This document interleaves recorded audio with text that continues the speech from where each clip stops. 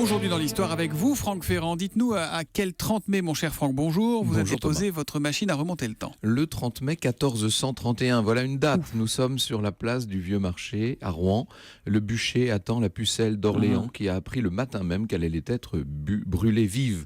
L'évêque Cochon, celui qui a mené le procès, lui a rendu visite dans sa cellule et elle lui a lancé « Évêque, je meurs par vous ». Bon, ce sont les Anglais, ces bourreaux, Franck. Oui, mais ce sont les Bourguignons qui leur ont vendu Jeanne un an plus tôt pour seulement 10 000 livres et des juges français, ne l'oublions pas, qui ont mené pour l'essentiel le procès.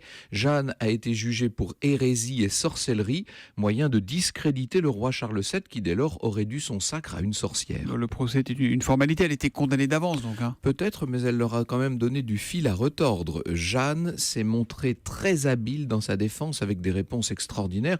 Mais vous avez raison, elle était condamnée d'avance. Le 30 mai 1431, à 9h, elle est donc menée au bûcher, coiffée d'une mitre ornée sur lesquelles on peut lire « hérétique » et « relapse ». Elle n'a que le temps de crier « Jésus » avant de périr affreusement dans les flammes.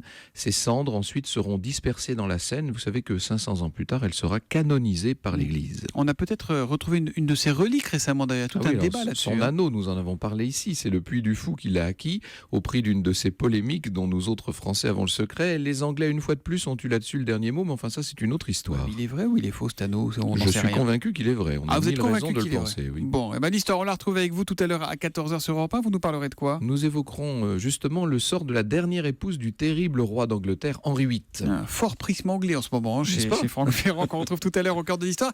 Et ce soir, on le disait tout à l'heure sur France 2, avec un formidable documentaire sur France 3 d'ailleurs, consacré à Michel Berger et France Gall. Le couple du siècle. À tout à l'heure, à cet après-midi, à ce soir et à demain matin, Franck Ferrand. À demain les experts.